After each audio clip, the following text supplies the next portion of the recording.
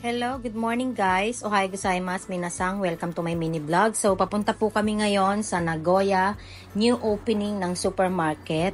So, mamaya ipapakita ko po sa inyo kung gaano po kamura yung supermarket na pinupuntahan ko nung dating ako pa ay nakatira sa Nagoya. So, ito po yung mga anak ko nasa likod ng sasakyan. Si Bunso nakatulog na. At yung isa naman ay nagde-game. So, dumaan po kami sa service area dahil naiihi daw po si Bunso. So, tingnan nyo naman po ka-cute ng mga toilet dito sa Japan, no? So, pagpasensyaan nyo na po yung aking boses kasi hindi pa rin po natatapos ang aking allergy or kahonsyo. So, ayan po. Tingnan nyo naman po, di ba? May palitan din po ng pampers dito. So, at eto na nga, lumabas na yung aking dalawang anak. So, after nilang umihi, maghuhugas po sila ng kanilang kamay. So, tinuturuan po ni ate na maghugas ng kamay dito sa kanyang lababo. Tingnan nyo naman po, ka-cute, diba? Talagang size na size niya yung hugasan. So, back to supermarket na po tayo, no? We're here. Ito po yung supermarket na isi-share ko. Ang name niya is Tachiya. Yan. Ito po yung branch nila sa, ano po bang pangalan nito? Sunoki Tachiya. Sunoki ata, ewan.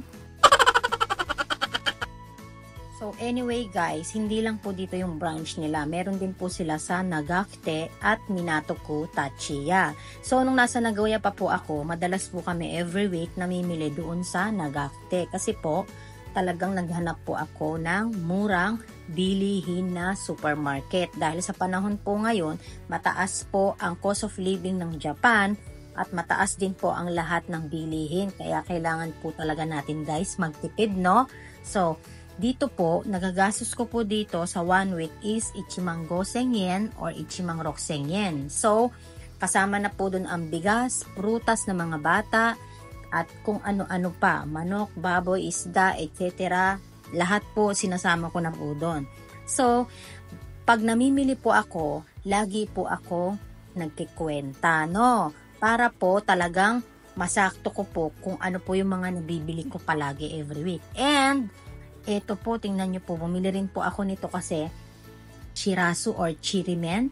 So, mura din po to kasi sabi ako ni Junien lang, no?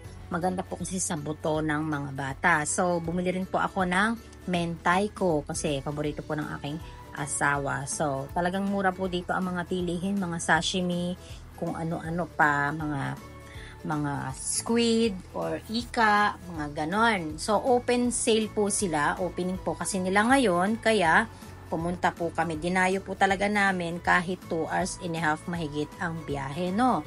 So, gusto ko po talaga namimili ako sa murang supermarket para makatipid. So, tulad nitong sake kama, 2 piraso is 150 yen, 150 yen lang po, 'di ba? Kaya 4 po ang binili ko niyan. Kasi talagang makakatipid ako or 'di ba, pamprito-prito at lalo na tong hokke, yung isda. Hindi ko po alam kung anong tawag sa Pilipinas, no? So, tingnan niyo naman po yung 2 bulinggit ko, no?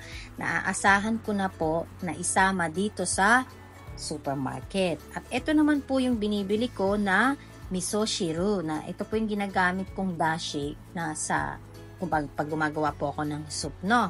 At ito naman, in the first, 1580 yen, 150-80 lang yung bigas, no? At ito naman po yung Negitoro na Maguro na isinishare ko po sa inyong murang-mura. Yan po ang business ng aking asawa. Maguro po ang business niya, no? Then, dito naman po tayo sa mga niku or mga baboy, beef, etc. Napakamura po, di ba? 5 piraso or 6 na piraso. Open sale po sila. At bumili rin po ako ng spare ribs. Technique ko din po is bumibili rin po ako ng mga malapit na pong expired. So, bumili rin po ako ng udong, no? At bumili rin po ako ng natto. So, tingnan nyo naman po, 2 piraso is 150 yen. Ito naman po, bumili rin ako para sa salad. Hinahalo ko po yan sa salad, no? So, bumili rin po ako ng tamago o itlog. 2 pack is 300 yen lang po, no? Napakamura po dito, guys. So, magbabayad na po kami. Tingnan nyo na lang po kung magkano. Pero may nadagdag pa po ako dyan, kaya ichimang goseng yen po ang nagastos ko, no, guys? So, guys, by the way, hanggang dito na lang po ang aking mini vlog. Thank you for watching, guys. See you sa next ones. Bye!